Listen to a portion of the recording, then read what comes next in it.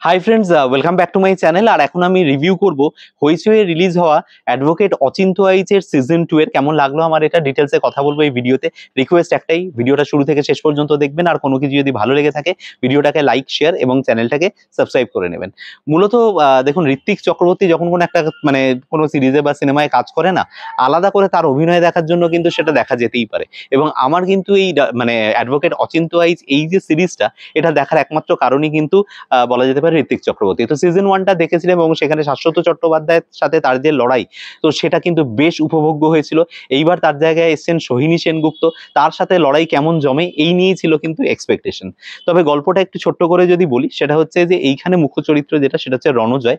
Ranajoy basically বলা যেতে পারে অনেকটা ধনঞ্জয়ের বলতে পারে যে ইন্সপিরেশনে তৈরি হওয়া একটা ক্যারেক্টার, যে তার মালিকের মেয়েকেই খুন করে ফেলে, রেপ করে খুন করে ফেলে, এবং তার জন্য তার একটা ফাঁসির সাজা তার কিন্তু অ্যানাউন্সড হয়। কিন্তু তার যে ছোট বাচ্চাটি, সেই বাচ্চাটি এসে আশ্রয় নেয় এই অ্যাডভোকেট অচিন্ত্য আইচের বাড়িতে, এবং সেই বাচ্চাটির প্রতি একটা মায়া পড়ে যায় এবং তার মা গায়ে আগুন দিয়ে মারা যায়। এবং সেখান থেকে অচিন্ত্য আইচ কিন্তু ইমোশনালি খুব অ্যাটাচড হয়ে পড়ে এই কেসটার প্রতি, এবং সেখানে সে প্রবল একটা বলা যেতে পারে মানে একটা বিপক্ষ জনসমর্থনের মানে এগেনস্টে দাঁড়িয়ে এই কেসটা নেয়। এবং এইখানেও কিন্তু একটা ভীষণভাবে বলা যেতে পারে মানে 1 বছর আগে ঘটে যাওয়া একটা মর্মান্তিক ঘটনা, সেটারও একটা প্রতিবাদের ছায়া এর মধ্যে দেখতে পাওয়া যায়, যেটা তিলোত্তমার ঘটনাটা, সেটার মতোই এখানে কিন্তু উই ওয়ান্ট জাস্টিস বা যিনি এই কেসটা লড়ছেন তাকে বিভিন্নভাবে হেনস্থা করা, সেই সমস্ত ঘটনাগুলো চলে আসে। এইবার এই যে পুরো ঘটনাটা ঘটার পরে সে কি আলটিমেটলি রণজয়কে বেকসুর খালাস করতে পারবে কি পারবে না, সেই নিয়েই হচ্ছে গল্প। এর বেশি গল্প বলবো না, বুঝতেই পাচ্ছেন একটা সাসপেন্স ড্রামা, তো তার জন্য আপনাদেরকে 7টা এপিসোড 20 থেকে 22 মিনিটের রান টাইম দেখে ফেলতে হবে একেবারে। আমি কালকে বিঞ্জ ওয়াচিং করলাম পুরোটাই। এবার আমার ভালো লাগা খারাপ লাগার দিকগুলো বলবো। তো দেখুন, ভালো লাগা খারাপ লাগার দিকগুলো প্রথমেই যেটা বললাম সেটা হচ্ছে ঋত্বিক চক্রবর্তী ভালো লাগার জায়গা। তিনি যেভাবে গোড়াকে অ্যাপ্রোচ করেন, যেভাবে এই ক্যারেক্টারটা অ্যাপ্রোচ করেন, বা ইভেন আরেকজন বোধহয় একজন হিস্টোরিয়ানের ক্যারেক্টারটা, একটি ছোট বাচ্চা ছেলেকে নিয়ে, সেটাও বোধহয় হইচইতে একটা সিরিজ হয়েছিল। তো যেভাবে প্রত্যেকটা ক্যারেক্টারকে অ্যাপ্রোচ করেন না, সেগুলো দেখার মতো এবং শেখার মতো। এখানেও অ্যাডভোকেট অচিন্ত্য আইচ যে তার একটা আলাদা পরিচিতি সে তৈরি করেছে, যেটা গোড়া বা অন্য চরিত্রের সাথে কিন্তু মিল খায় না। এবং সেখানে তার যে সাগরে দেবরাজ এবং তার সাথে তাদের দুজনের যে যুগলবন্দি, যেভাবে দেবরাজদা কমেডি করেছে এই সিরিজে, যেভাবে বিভিন্ন জায়গায় ভেষ বদলে গিয়ে যেভাবে করেছে অমায়িক, মানে দেবরাজদার কমেডির জন্যও কিন্তু এই সিরিজটা একবার দেখা যেতে পারে। অসম্ভব ভালো কমেডি করেছে। এবং যেটা বলছিলাম যে অচিন্ত্য আইচের ক্যারেক্টারটাকে এত সুন্দরভাবে সে ডিজাইন করেছে, মানে সেভাবে এত সুন্দরভাবে প্রেজেন্ট করা হয়েছে যে তাকে যখন একটা বহিরাগত কেউ অ্যাটাক করে, সে তখন উত্তরে বলে যে অচেনা লোককে এরম দুম করে কি চত্থাপ্পড় মারা যায় নাকি, অথচ তাকে কিন্তু প্রায় মানে পাঁজাকোলা করে তুলে নিয়ে চলে যাচ্ছিল সেই লোকজনগুলো। তো এইরকম ব্যাপারটা আবার রয়েছে। তো এই যে ক্যারেক্টার, যে নিজের একটা ক্যারেক্টারকে একটা অন্যান্য ক্যারেক্টার থেকে আলাদা করে তোলা, সেটার একটা বলা যেতে পারে তাকে এস্টাবলিশ করা, সেটা কিন্তু অচিন্ত্য আইচ দুর্ধর্ষভাবে করেছেন। এখানেও সেটা কিন্তু ভালো দেখতে পাওয়া যাচ্ছে। দ্বিতীয় যেটা বলবো সেটা হচ্ছে যে এই সিরিজটা যেহেতু আমি বললাম যে অনেকগুলো বাস্তবিক ঘটনার একটা মিশেল এর মধ্যে রয়েছে, দুটো ঘটনারই ছায়া দেখতে পাওয়া যায়। প্লাস এই যে পস্কো আইন, এই পস্কো আইনের মানে এই মানে বিপক্ষে বা সপক্ষে যাই বলতে যাই না কেন, সেটার জন্য বাচ্চাদেরকে আজকের ডেটে কিভাবে ওরিয়েন্টেশন করা দরকার, 2 থেকে 6 বছরের বাচ্চা বা 17-18 বছরের মেয়ে, তাদের কি ধরনের সুরক্ষা আমাদের সমাজে রয়েছে এবং তাদের কি ধরনের শিক্ষা আজকে বাবা মাকে দেওয়ার প্রয়োজন, এই নিয়ে যে একটা এমফাসিস বলা যেতে পারে সিরিজটার যে কোর্টরুম ড্রামা সেকশনটাতে দেখানো হয়েছে, সেটা কিন্তু যথেষ্ট উপভাগ্য, এবং সব থেকে বড় কথা হচ্ছে সেটা কিন্তু যথেষ্ট শিক্ষণীয়।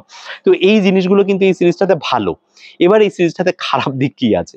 দেখুন, খারাপ দিক যেটা আমি প্রচুর এক্সপেক্ট করেছিলাম, যেহেতু সোহিনী সেনগুপ্ত ছিল, তো আমি এক্সপেক্ট করেছিলাম ভীষণ চোখা ডায়লগ হবে, এবং সেই ডায়লগের একটা লড়াই কিন্তু কোর্টরুম ড্রামাটা জমে উঠবে। কিন্তু কোর্টরুম ড্রামার না একটা ফরম্যাট তৈরি হয়ে গেছে, আমি মানে অ্যাক্রস অল দ্য সিরিজ বলছি। সেটা হচ্ছে প্রথমে দেখানো হয় যে যিনি আর কি ডিফেন্স লয়ার, মানে এখানে অচিন্ত্য আইচ ডিফেন্স লয়ার, প্রথমে হেরে যায় ইন দ্য সেন্স, মানে সে যত সাক্ষী খাড়া করে যাই করে সবেতেই তার বিপক্ষ লয়ার তাকে একেবারে দমিয়ে দেয়। এবং তার পর ডিফিট হতে হতে হতে হঠাৎ করে তার হাতে একটা মানে ওই জ্যাকপট লাগার মতো কিছু একটা লাগে, এবং তারপর থেকে যেটা হয় সেটা হচ্ছে যে সে কিন্তু কেসটাতে পুরো একদম 180 ডিগ্রি ঘুরতে শুরু করে এবং একদম হেরে যাওয়া একটা কেসকে জিতিয়ে ফিরে আসে। এই যে প্যাটার্নটা না, এই প্যাটার্নটা আমার খুব একটা পছন্দের নয়, এবং এখানেও এই প্যাটার্নটাই ফলো করা হয়েছে। অচিন্ত্য ভাই যাই সাক্ষী আনছে সেগুলোকেই ওভাররুল করে দেওয়া হচ্ছে, রাদার ওভাররুল বলছি মানে সাস্টেন করা হচ্ছে। সেই তার যে যুক্তিগুলো সেগুলো ধোপে টিকছে না, আর তার বিপক্ষে যেগুলো আনা হচ্ছে সেই বিপক্ষের গুলো একটাও তিনি যে অবজেকশন করছেন সেগুলোও সাস্টেন হচ্ছে না, সবই ওভাররুলড হয়ে যাচ্ছে। তো এই যে বিষয়টা, এই বিষয়টা আমার খুব একটা ভালো লাগেনি। কোর্টরুম ড্রামা পোর্শনটা একেবারেই জমেনি, বাট যে পোর্শনটা আমার মনে হয়েছে যে ইমোশনাল পোর্শন ইমোশন যেটা অনেকটা বলা যেতে পারে এই সিরিজের অনেকটা অংশ জুড়ে রয়েছে, সেই বাচ্চা মেয়েটির সাথে অচিন্ত্য আইচের যে সম্পর্কটা সেটাকে আরেকটু এলাবোরেট করা যেতে পারতো, আরো বেশি সেটার ভিতরে আরো ডেপথে যাওয়া যেতে পারতো। এই সিরিজের ক্ষেত্রে আমার যেটা মনে হয়েছে, যেহেতু পরিসর খুব কম, 7টা এপিসোড 20 মিনিট, তো সেই কারণে অনেক ইম্পর্টেন্ট জিনিসের উপরে কিন্তু এটা জোর দিয়েছে, কিন্তু সেগুলো ডেপথে যেতে পারেনি, যে কারণেও ক্রাইমটাও কিন্তু অতটা হেনিয়াস লাগছে না ইন টার্মস অফ বলা যেতে পারে যে মানে সিভিয়ারিটি, খুব সিভিয়ার একটা ক্রাইম হয়েছে, কিন্তু সেই ক্রাইমটাকেও কিন্তু সেইরকম ভাবে রিপ্রেজেন্ট করা হয়নি, যে ভিজুয়ালসটা দরকার ছিল সেই ভিজুয়ালসটা কিন্তু লাগছে না।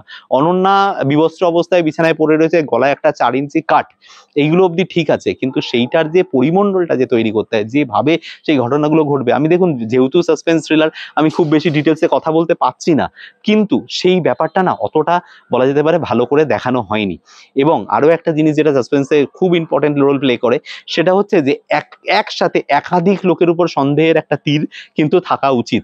এখানে কিন্তু সন্দেহের তীরটা ইনিশিয়ালি বলা যেতে পারে আর যে সমকের উপর খানিকক্ষণ রাখা হয়েছে, একজন মিউজিক টিচারের উপরে রাখা হয়েছে, এবং তারপরে কিন্তু ঘটনাটা একদম ঘুরে গিয়ে হঠাৎ করে যাকে একেবারেই দেখানো হয়নি এরকম একজনের উপরে ঘুরিয়ে দেওয়া হয়েছে। এইভাবে পুরো জিনিসটাকে কিন্তু সাজানো হয়েছে, যেটা কিন্তু মনে হয় খুব কাকতালীয়, যেন হঠাৎ করে সব মিলে গেল, মানে 2-4 দিনের ব্যবধানে সব মানে যা যা মিলে যাওয়ার ছিল সব সব যেমন যেমন কথা ছিল তেমন তেমন মিলে গেল। তো এই জিনিসটা কিন্তু আমার এই ওভারঅল সিরিজটা নিয়ে হয়েছে। আমার রাইটিংটা একটু পুয়ার লেগেছে, বাট আবারও বলছি ঋত্বিক চক্রবর্তীর পারফরমেন্স এবং দেবরাজদার কমেডির জন্য আপনারা অ্যাটলিস্ট একবার এটা কিন্তু দেখতেই পারেন হইচইয়ের প্ল্যাটফর্মে, আমি বলবো এনজয় করবেন। তো এই ছিল আমার review about the series called Achintya Aich season 2। কেমন লাগলো আপনাদের আমাকে কমেন্টে এসে জানাতে পারেন। এই ভিডিও থেকে ভালো কিছু লাগলে ভিডিওটাকে লাইক, শেয়ার এবং চ্যানেলটাকে সাবস্ক্রাইব করে নিতে পারেন। দেখা হচ্ছে আপনাদের সাথে পরের কোনো ভিডিওতে। Till then, bye by.